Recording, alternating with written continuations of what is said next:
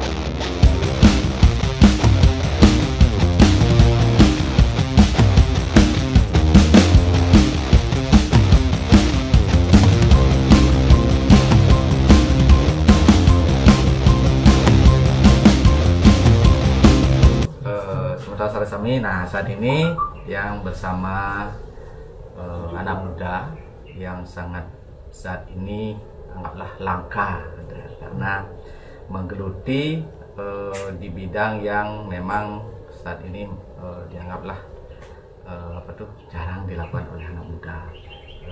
Saat ini saya bersama Pandey Yuga, Swastiastu Pandey Yuga. Dia adalah cucu dari Empu Pandey Ketut Sandi yang ada di Jalan Ratna Tatasan, yaitu Prapen Tape Karya. Nah, saat ini kesempatan yang baik sekali. Mungkin kita ngobrol sambil santai aja ya, Pandey juga tentang karya-karya nih. Nah, artinya sebagai anak muda nih, kita mungkin, nah seperti saya juga istilahnya tidak terpikir gitu loh, artinya apalagi seumuran Pandey juga untuk menggeluti di bidang yang dianggap mungkin langka saat ini, yang mendasari semeton Pandey juga niki terjun di bidang niki nanti. Nah, untuk masalah terjun niki Tiang hanya sebagai titah Pandey untuk meneruskan generasi dan mandang kepandian. Itu yang Tiang inginkan, hanya mengikuti jejak para leluhur Titiang dan pengisir Titiang sebagai penekun keris. Itu yang Tiang bisa sampaikan sebagai pelaksana untuk melaksanakan proses pembuatan keris yang ada. Orang melakukan sesuatu, menggeluti sesuatu pasti ada motivasi. Nah, Pandey juga ini kalau boleh tahu kenapa bisa mau terjun di bidang ini. Nah, dan tapi artinya yang mungkin ada yang menyuruh atau mungkin ada yang memang istilahnya mungkin hobi atau apa, mungkin bisa dijelaskan sedikit. Dari pertama mungkin hobi yang Nika jauh ya, karena umur masih muda, belum menekuni seperti ini. Dan kebanggaan Titiang Nika yang pertama Nika adalah ini dari buku yang memang tahun 2004 kalau nggak salah niki, ensiklopedia keris yang dibuat memang dari Bambang Haris Kusumo. Dan ini Tiang tidak tahu waktu kakek Tiang meninggal tahun 2007, Niko tidak tahu bahwa kakek Tiang masuk di bukunya niki di halaman 237.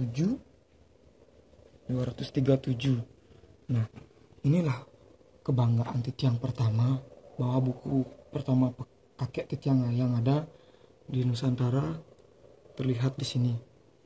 Ini yang Tiang pengen melanjutkan titah leluhur sebagai Darmaning Kepandian. Dan ini yang pertama, buku pertamanya. Dan yang kedua ada di buku Museum Mekel. Niki keris Bali bersejarah Nike Art Museum. Niki kebanggaan yang kedua, dan benar-benar yang banggakan sekali untuk menekuni ini, yang mau melampaui dari kebanggaan dari Peka sebagai keris yang ingin terlihat bangga lah punya cucu seperti saya yang tidak tahu apa tentang keris. Dan ini kakek Titiang yang lahir di tahun 1931 sampai wafat di 2007, yang salah satu karya yang terpanjang yang dipajang di Museum Nike. Dan yang kedua, Bapak Titiang sebagai penerus pertamanya dan Tiang sebagai generasi mantan untuk melanjutkan titahnya. Mantan.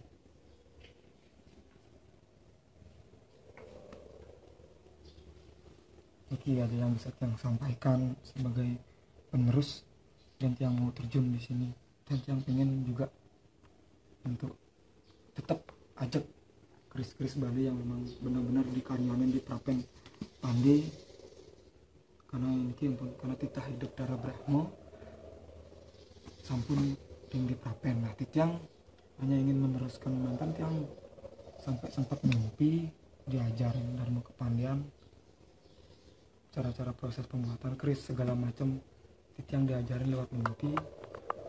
Komentar yang Tiang bisa sampaikan, memang Bapak sempat mengajarkan, dan itu Tiang tidak berani ngambil full karena biar tidak melangkahi Bapak. Dan komentar yang bisa sampaikan. Jadi Pandai Yuga ini melanjutkan atau menekuni empu keris karena memang motivasi atau terinspirasi dari leluhurnya, yaitu kakek, yang dimana kakek adalah seorang empu keris yang sudah, artinya namanya sudah tercatat di berbagai buku, salah satunya buku Ensiklopedia Keris karya dari Bambang Harsri Nusukmo, dan keris Bali bersejarah dari Pandai Wayan Sutejenike dan Basuki Teguh Yuwono.